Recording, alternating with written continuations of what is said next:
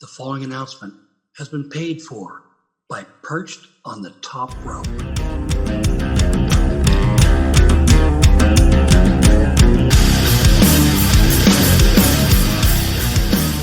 This is TNA wrestler Eddie Edwards. This is Moose. And you were listening to Perched on the Top Rope podcast. Check it out. Follow us. Welcome everyone to Perched on the Top Rope. I am your host, former dirt sheet writer from Ringside News, Daily DDT, Sportskeeda, and more. Ladies and gentlemen, I am Lee Walker, and as you can tell from that show opener with Moose and Eddie Edwards, I am going to talk about TNA, and not just TNA, considering we just came off an awesome pay-per-view with Slammiversary. If you haven't watched, go check it out. But more importantly, I'm going to talk about the relationship with WWE and TNA. Now, it was back in January of this year that WWE and TNA had announced this partnership. And I'm going to read what WWE wrote on their website.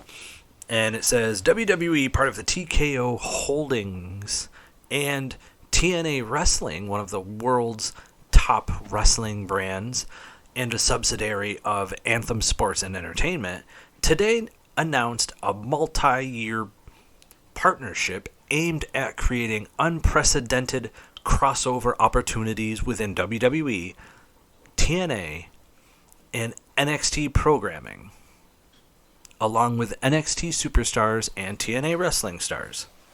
The agreement will enable talent to garner additional exposure across key WWE and TNA programming, including weekly flagship shows such as NXT, which airs live on the CW, and TNA Impact.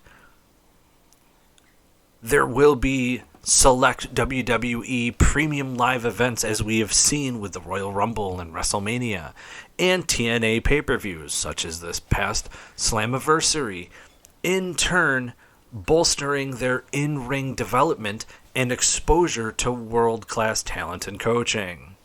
We have some comments from those in TNA and WWE, starting with Ariel Schreiner, the Senior Vice President of Content and Distribution for TNA Wrestling and Anthem Sports, saying this historic relationship demonstrates that collaboration and competition do not have to be mutually exclusive.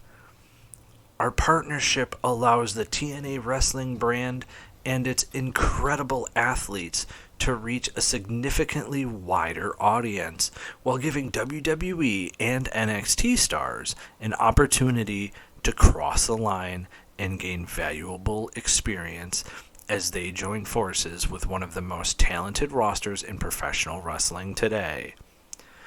The response to our collaboration over the past year has been tremendous, and both companies have benefited.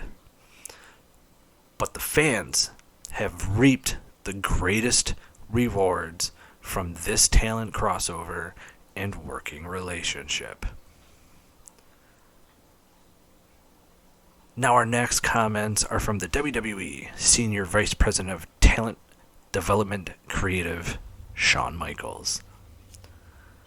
We look forward to growing and evolving our partnership with TNA Wrestling and its outstanding group of athletes by creating new opportunities to further the development of our talent and elevate the viewer experience at home. Incredible. Now, as we've seen, former TNA Knockouts World Champion at the time, Jordynne Grace, was a frequent. She is now signed to WWE. But we've seen Joe Hendry, who's appeared on NXT programming in 2024. Obviously, we've seen him in matches with Ethan Page at No Mercy. We've seen Jordynne Grace, when she was with TNA, take on Roxanne Perez at Battleground. We've seen so many talents, so to speak, cross the line. From NXT to TNA, with Wesley reuniting with the Rascals, Charlie Dempsey and the No Quarter Catch crew, Riley Osborne, Dante Chan, Gallus, Ariana Grace, Tatum Paxley, Izzy Dame, Wendy Chu, and so many more talents from NXT having their time in TNA, and we've seen the talents from TNA make their way to NXT. So it's been very, very exciting, to say the least. However, I can't stop to think and wonder, how does this partnership end? Do we just stop seeing them both work together? Do storylines just abruptly end that they have? How does this happen? Do we see a NXT versus TNA style pay-per-view? You know, like how we had WCW versus NWO?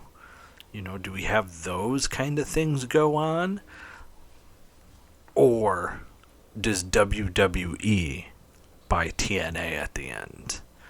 Now, after Slammiversary, we had seen where Trick Williams retained the TNA Championship, and he is an NXT guy. But we also saw NXT Champion take on the TNA Knockouts Champion, as the TNA Knockouts Champion, Masha Slamovich, took on NXT Champion JC Jane, where the winner was title for title.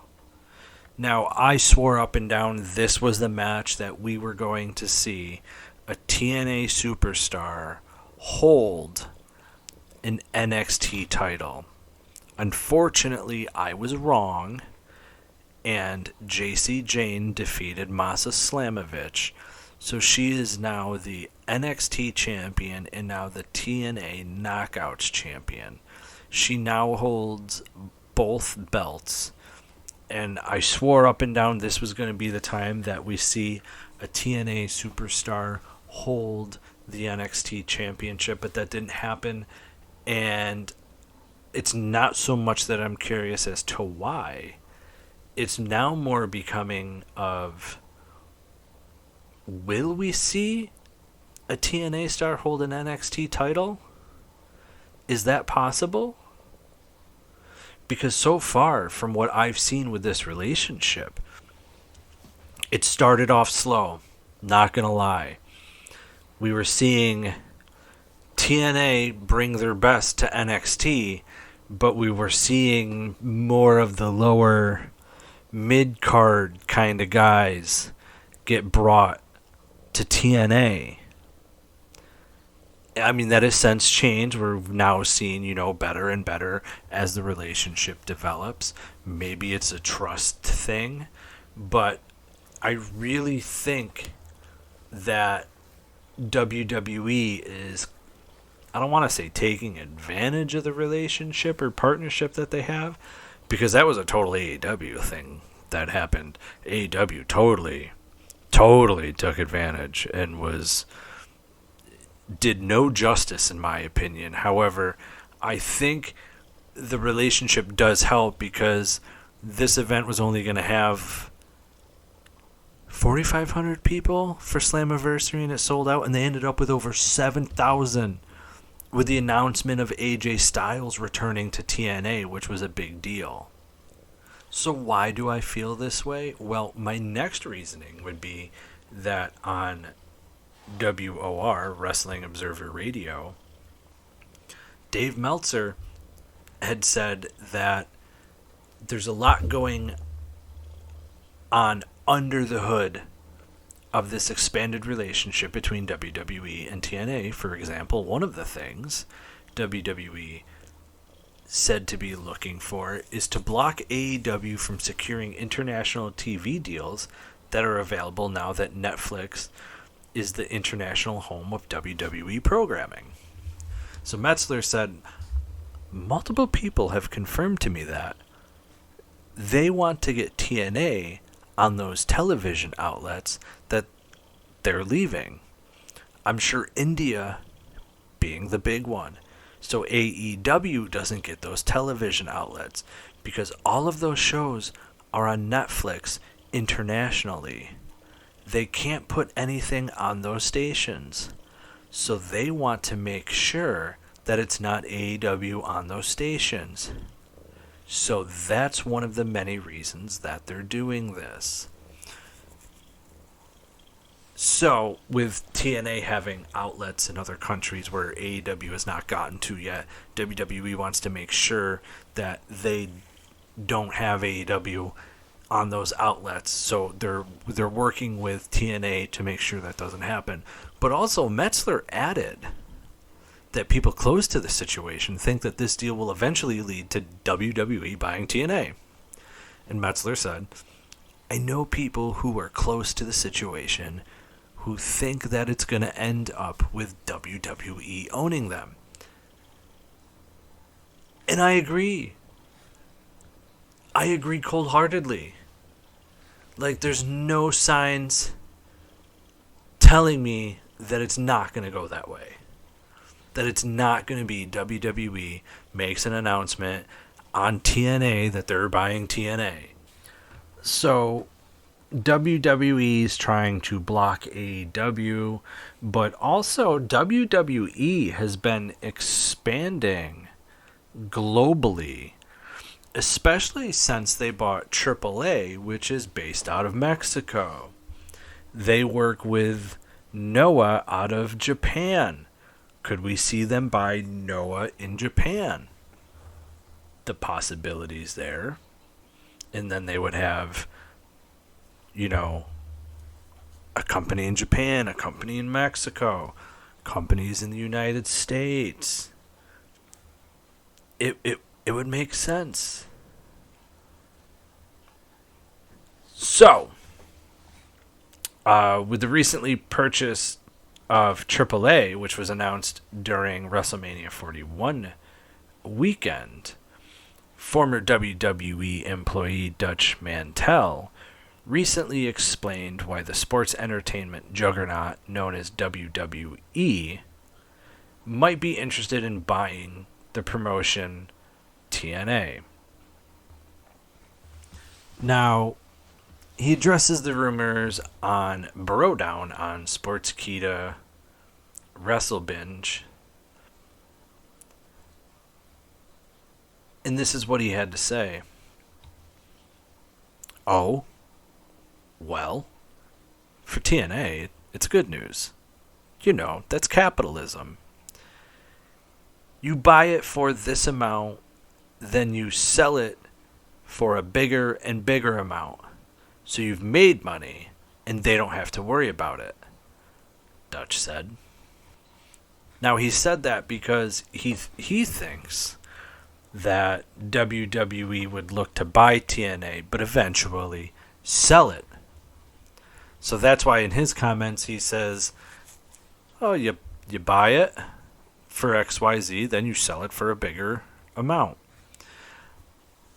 I personally do not see them selling TNA like that. I do see them buying it. I see them buying it. And I see them buying it. And I see them keeping it. And I see them using it. And I see them making the most out of it. They have plenty of talent right now. They have a lot of talent to work with still. And there's so much talent between WWE, AAA, NXT, TNA. That's a lot of talent right there, just in those 4 companies. And now just imagine if they bought Noah in Japan. Now there's others that also still feel the same way. Robert Stone of NXT did an interview with 10 Count Media asking if he could see WWE buying TNA, and he had said, I think at this point in wrestling, in WWE, anything could happen. Anything could be a reality. I mean, if you say it out loud, I think it could happen. I mean, that's how hot everything right now is in wrestling. That's how hot everything in the WWE is doing right now. Stone pointed out that WWE's current mindset is all about embracing other styles and promotions, and that kind of openness is what makes something like a TNA acquisition far more realistic today than it ever would have been in the past. And he said, and they're so open. It's so cool that they want to work with everyone and that they've got open arms to have every kind of style now. We've had a working relationship this past year with Noah in Japan. Like, they're just welcoming. They're welcoming to everyone. And he added that WWE understands the bigger picture. Fans want variety. And there's no reason to pretend that other companies don't exist.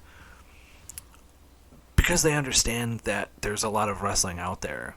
So, why not? Let's all, unify and work together and give fans a little bit of everything. So yeah, I mean, all bets are off at this point. Anything could happen. Now, I know that the TNA president has said otherwise. Carlos Silva has made clear that no discussions have taken place about the promotion being sold to WWE, and he had to say this. No. I mean, for us, I've been doing this a long time around creating properties, building properties, creating kind of groundswell of the fans really loving what we're doing. I think that's the most important thing at the end of the day. If you have a great product and you deliver on the product and you're being professional around how you build that product as a business, I think opportunities will come up. And it's my job to create opportunities for our investors. My honest opinion, he really didn't say anything about the company being sold or bought or any of the sort in those quotes, but that's just me. So fans, I'm going to leave it up to you. I'm going to let you think, let you decide. And I'm going to be posting, this podcast on our socials, facebook.com/Perched on the Top Rope. Instagram is at Perched on the Top Rope Podcast. We are on X. It's at Perched Top Rope. We're on Threads at Perched on the Top Rope Podcast. We're on Blue Sky at Perched Top Rope. So, I would love to read your comments and hear what you have to say about this. Does WWE end up buying TNA? Let me know. And fans, don't forget you can find us anywhere and everywhere podcasts are found. Apple, Google, Spotify, Podbean, Podbay, Red Circle, you name it. We're on every platform there is when it comes to podcasting. It's Perched on the Top Rope. You can also find us on YouTube at youtube.com/Perched on the Top Rope or youtube.com at Perched on the Top Rope. So fans, does WWE buy TNA? But more importantly, remember, spoiler free's the way to be. I'm out.